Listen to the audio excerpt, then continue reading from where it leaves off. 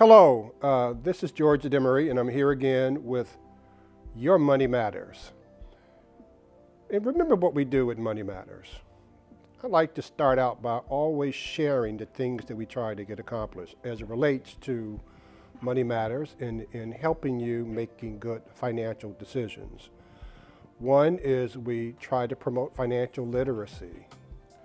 And as I said many times before, the great majority of Americans are financially illiterate. They just don't know how to handle their money. They don't know how to make great decisions as it relates to, again, how to handle their money and making good buying decisions. Secondly, we look for business and employment opportunities. We understand that during this pandemic that a lot of people's lives have been turned upside down.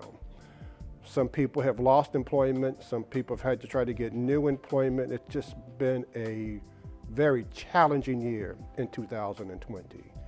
So how can you take this lemon and make it lemonade? What are the things you can do? What are some of the business opportunities that you will not even explore if it were not for this? What about an opportunity to go back to school to learn a trade? Remember a few weeks ago, I told you that there are a number of websites that you can go to where you can actually take classes free of charge. A lot of them technical based, where you can learn a trade and learn a skill that you can make money with for the rest of your life. Next, what we try to do is help you to think strategically.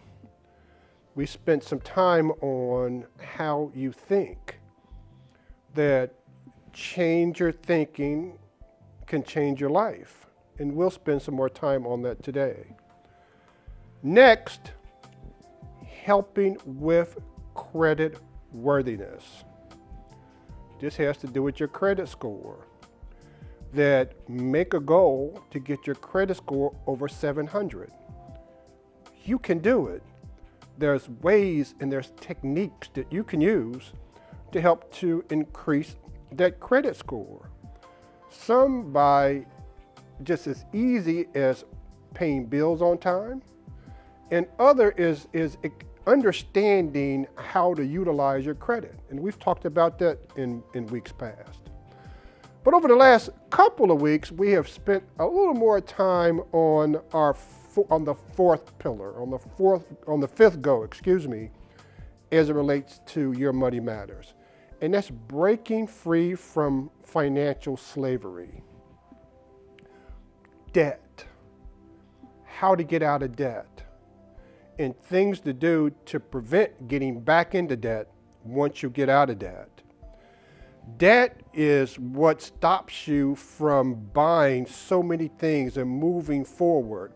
And people can take advantage of you when you have an exorbitant amount of debt, and if those debts are with either credit cards or high interest rate loan payments. As I was preparing for today's Money Matter, this is what came to mind. It's a quote from Martin Luther King that he used during the civil rights movement in the early 60s.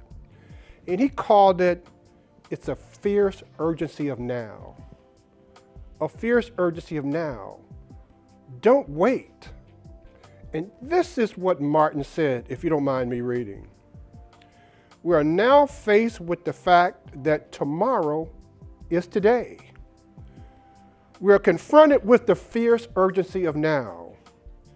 In this unfolding conundrum of life and history, there is a such thing as being too late. This is no time for apathy or complacency. This is a time for vigorous and positive action. So this is a time for vigorous and positive action as it relates to your money. Do you want to stay in the same condition that you're in today? Or do you want to look for different ways of making life better for you? And it's all, for most of us, it's all up to you. Let me share some statistics as it relates to the election that we had a week ago today. In my opinion, there was a great day for America. There was a great day for a more inclusive America. To have Joe Biden and Kamala Harris to lead our country in the future, where we're going to look and bring everybody in to help, to have more of a pluralistic kind of society rather than a society that's only good for certain ethnicities and demographics. Let me share this with you. 86% of black men voted for Biden. Again, Biden won, but let me share with you, there are reasons why he won, and there are reasons that I want to share with you to let you know that it's one thing to be successful, it's another thing to understand why you're successful. 93% of black women voted for Biden. So for all you black women, and black men as well, but especially for all you black women out there, thank you for going to the polls, and thank you for making that decision. This was a real telling statistic that I'm about to share.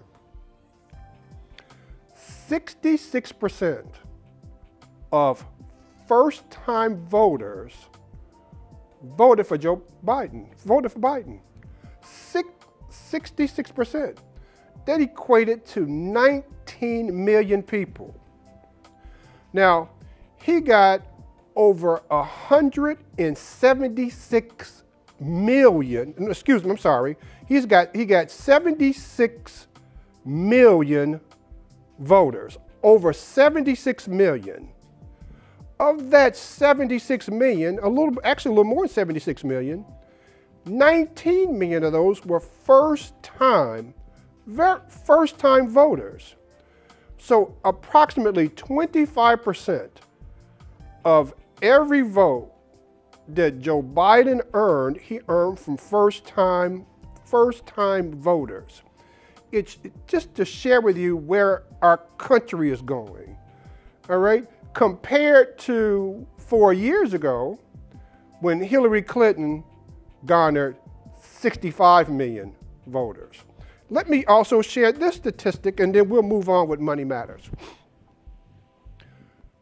57% of white voters still voted for Donald Trump, though Donald Trump says some things that most parents would not allow their children to say over the course of these last 4 years.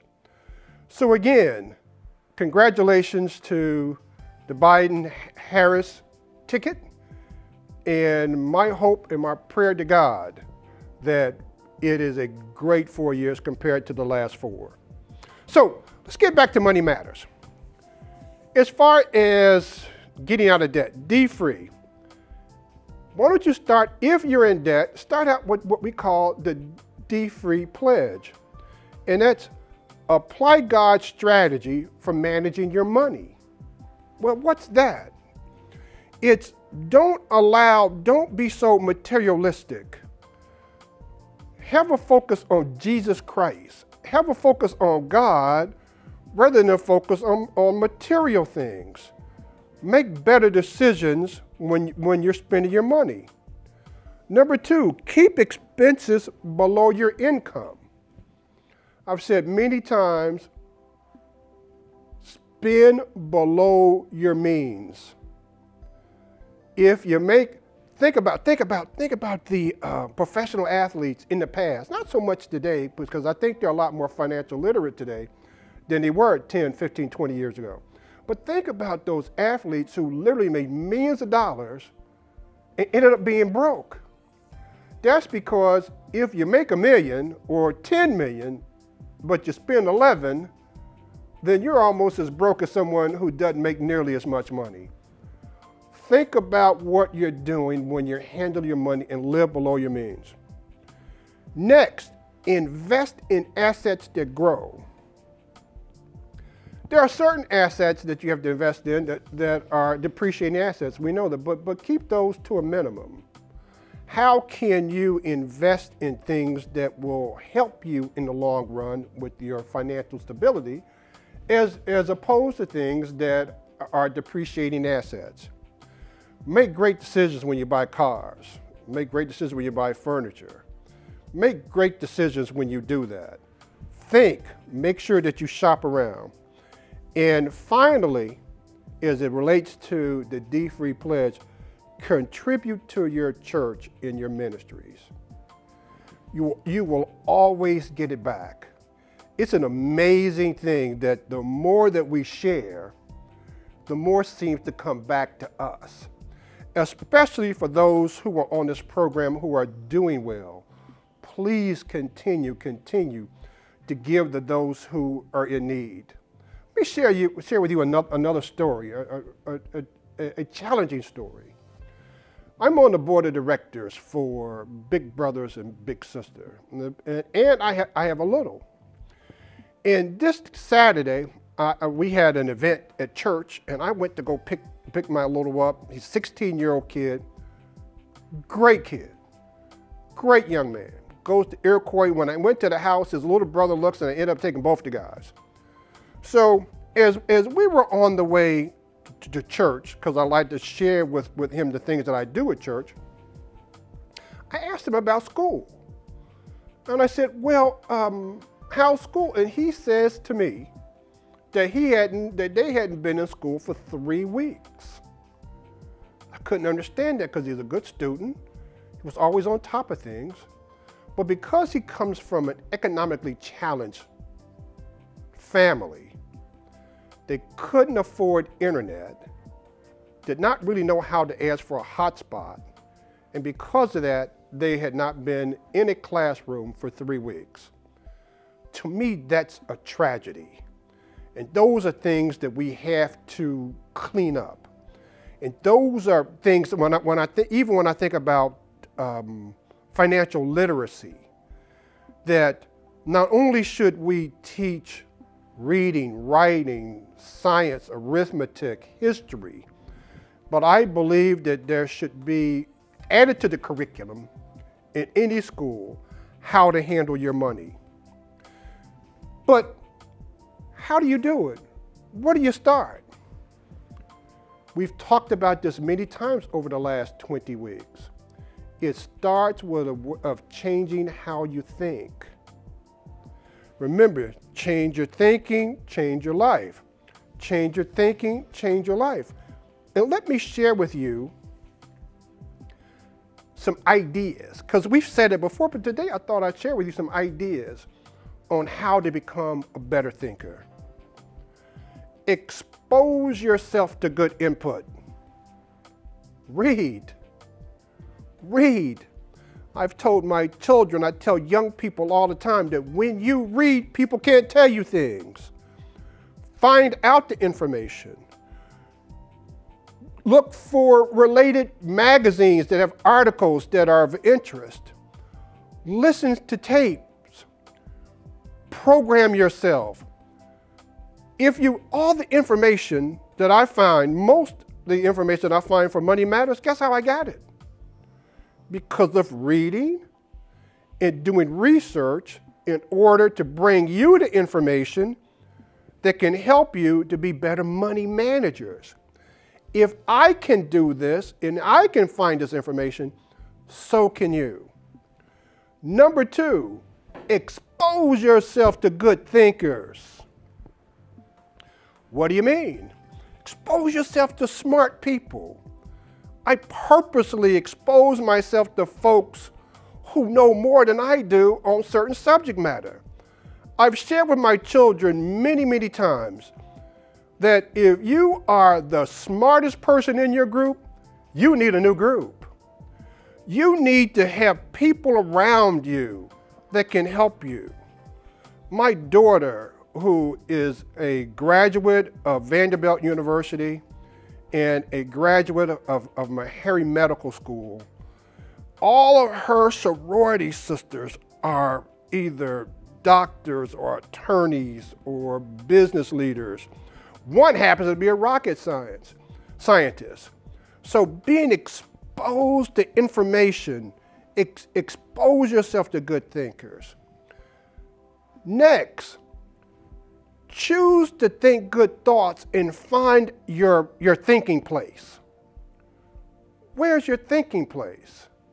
We talked about this yesterday in our St. Stephen Baptist Church staff meeting.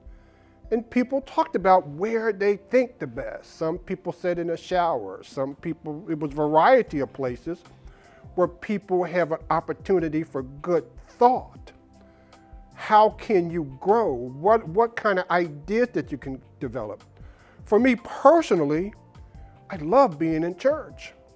And for some reason, I always was able to give good thoughts or to come up with great ideas based on many times what Reverend Cosby was talking about that I could use for either me, my family, or my staff during my radio days.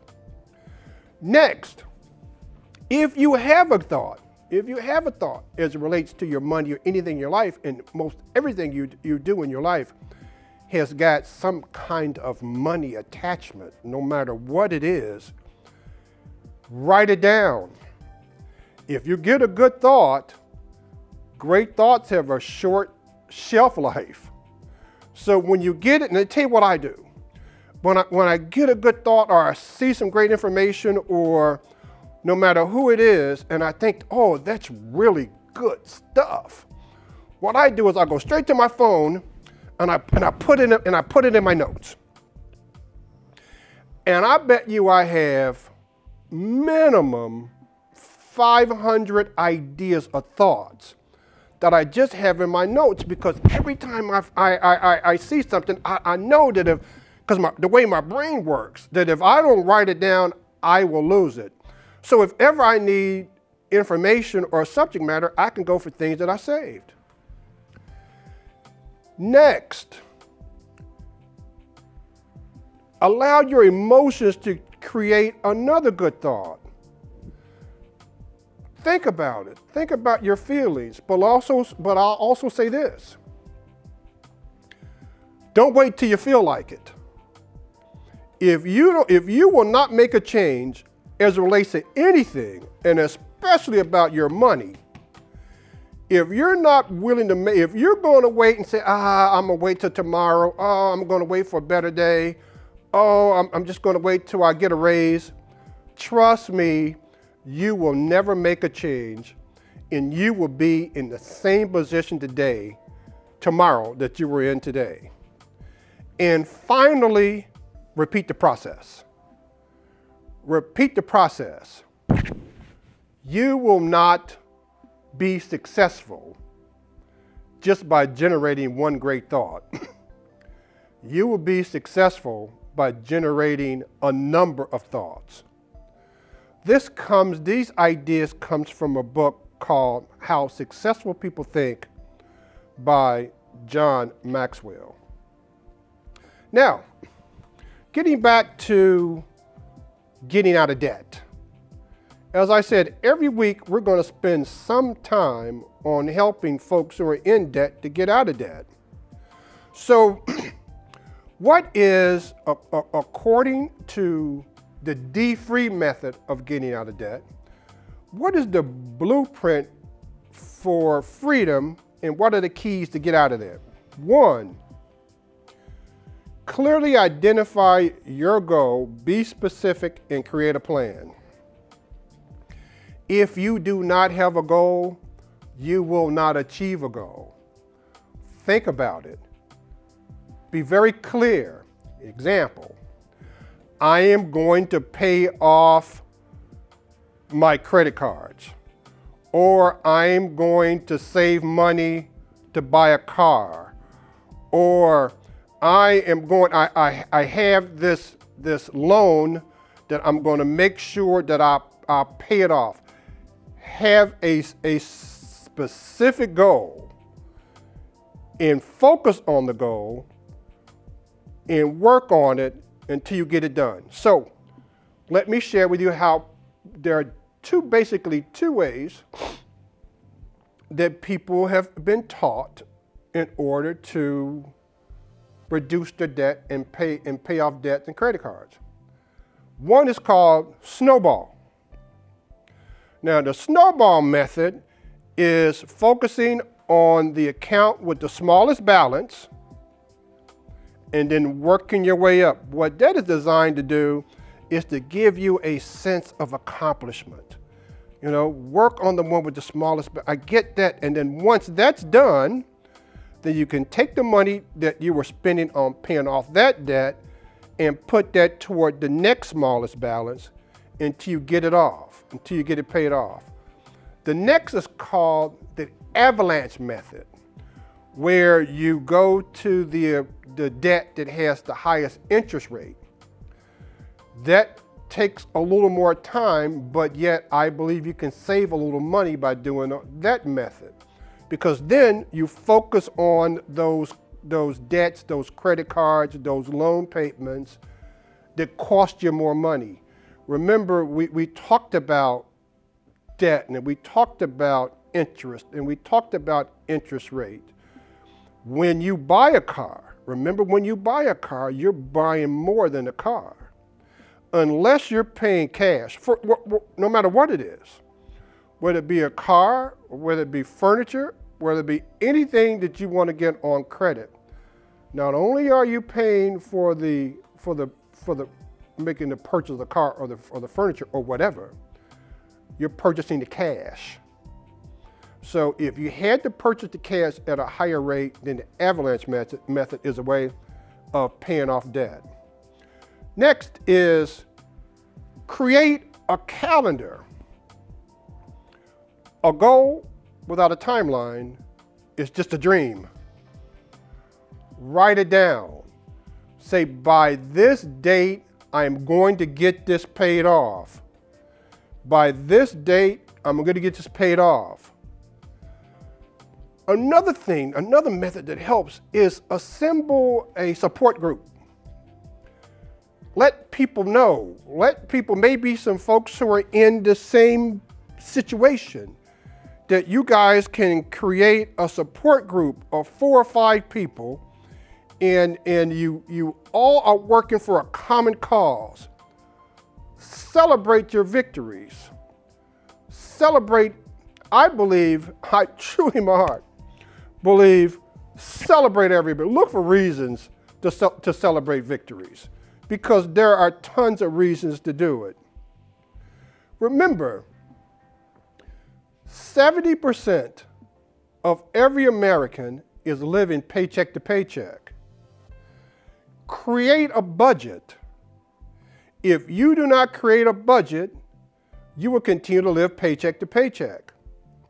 One of the hardest things to do, it was difficult for me, is to write down everything that you spend money on. If you take the time to literally write down where you spend money, 2 things will happen. One, it'll give you an aha effect. You'll be surprised of what's going on. 2, it will put you in a position where you can start saving money again. You can say, well, I spent $50 on that and I didn't really need to. Think about how you spend money. Again, take your ego out of spending money. We're going to spend a few minutes on this before I get out of here today. Summarize what you're doing as it relates to debt. Well, again, what can you do? If you want to pay it off, choose what you want to cut back on. What are some of the things you want to cut back on? Focus on payments that were late, and again, with higher interest rates, and work on creating an emergency fund. One of the things that D-Free has done, which I think is a marvelous initiative, is it's called the $1 Billion Challenge, where they are challenging 100,000 people to pay off $10,000 in debt, which, if my math is correct, it equates to $1 billion. Again, can you imagine what people can do, what black people can do, if they could pay off $1 billion in debt? Remember last week we talked about your buying power as an ethnicity. Yeah, your buying power is about $1.5 trillion, but a lot of that is also in buying power is your credit limits. Buying power does not mean money in the bank. What can you do to put money in the bank? And making good decisions with your money. One of the things during my sales career, we talked about features and benefits, the difference between a feature and a benefit. So let me use that same phrase as it relates to your buying habits. Does the feature of what you buy, does it bring the benefit that you really wanted to bring? I was talking to a friend yesterday. So if you have a feature that happens to have a horse on a shirt, and that shirt is $60 or $75, and you can get the same shirt without the horse for $25 or $30, does the feature outweigh the benefit, or does the benefit outweigh the feature? Think about that. Beliefs and values. People believe certain things, but they only do what they value. For an example, who doesn't believe that smoking is bad for you? But if you don't, until you value better health than the euphoria you get from smoking a cigarette, then you will never change, though you know that smoking is bad for your health. The third is perceived value versus true value. Again, the perception of a value as it relates to the true value. Think. We talked about this a few weeks ago. Before you make a big purchase, especially if it's done spontaneously, back up and give it 24 hours. So finally, let me give you something that's going to help you with investments. Again, I found this information, and so can you. And these are robo accounts where, what can you do? How can you invest money? What things are out there? And there are apps. There are free apps out there, free investment apps, free checking account apps that can help you to be banked, yet not need to really walk in a bank. One of those apps is called Acorns. And I've been doing some research on it. And what they do is that it migrates or integrates into your checking account. And then when you spend $1.58, it rounds it up to the nearest dollar, and that chain goes into an investment account. I'm thinking, what a creative way of investing money. Now, it's not a lot, but remember how money grows. Money grows exponentially. That if you take a penny, try this.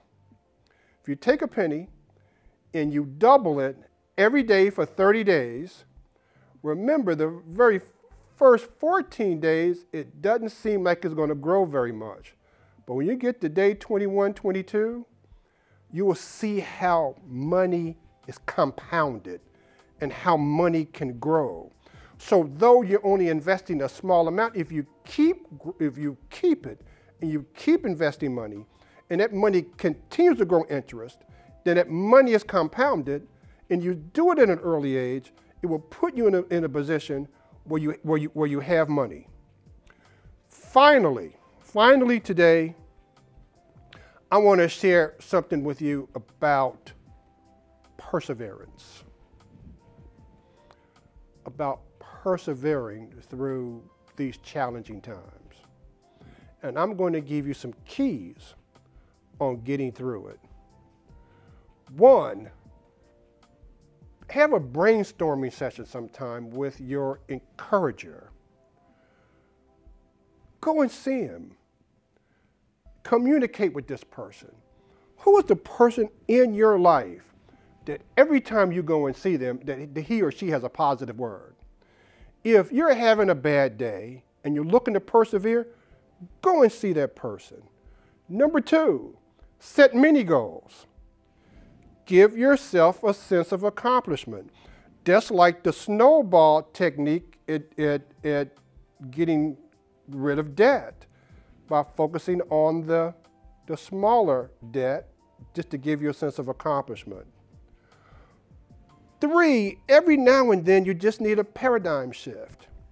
Switch. What can I do differently? Is there something else that I can do to help? How can I take this lemon and make it lemonade? Finally,